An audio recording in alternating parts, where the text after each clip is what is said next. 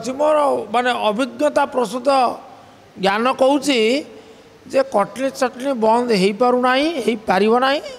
जदि से करें ताहले गोटे बड़ सफलता हम 5 क्विंटाल आनिले 5 क्विंटाल सरकार तांको ग्रहण करंतु कटनी चटनी करंतु नाही एतिक जदि करें ये सरकार गोटे नुआ अध्याय सृष्टि करेंगे। उपमुख्यमंत्री कनक वी सिंह बर्तमान कहले जे धानर क्वालिटी कंप्रोमाइज करा जीवनी एवं ता सहित कटनी छटनी एथर बंद करा जीवो जोटा कि पूर्व सरकार नहीं करथिला अधिका मात्रा। उपमुख्यमंत्री वक्तव्य को मु स्वागत करुच्ची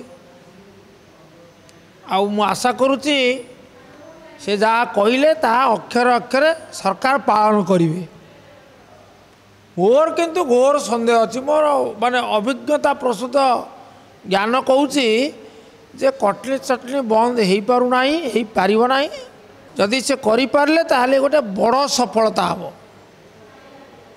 सरकार बड़ सफलता अर्जन करंतु धान किणारे सामान्यतम व्यतिक्रम न हो जो माने रजिस्ट्रेशन करिसेंती टोकन पाइचंती सेमाने समस्ते सेमाने अर्थात सही चाषी माने तांकर समस्त धान बिक्री करंतु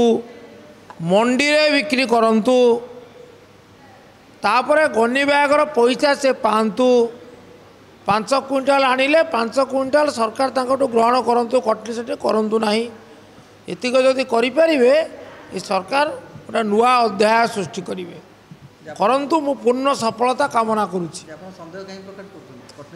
अभिज्ञता कौच पूरा कटनी चटनी होउची जो 3टी समस्या सारा ओडिशा रे परिलक्षित हुए से 3टी समस्या है मु सूचना देली। प्रथम कटनी चटनी से माने आणवे 1 क्विंटाल धान जदि आणवे तादर सर्वनिम्न 5 केजी काटिदेवे 95 केजी हिसाब ने ता हवा उचित नुहे। 2 रे सरकार व्यवस्था अच्छी से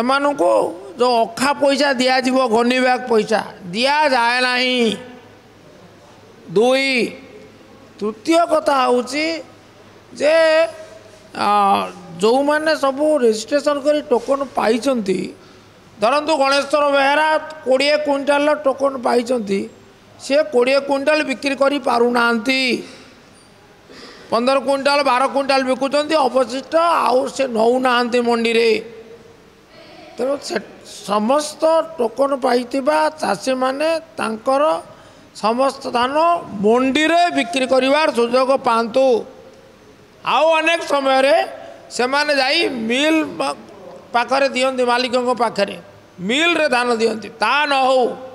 सरकार मंडी करिसंती घोषणा करिसंती मंडी रे संग्रह हबो केवल मंडी रे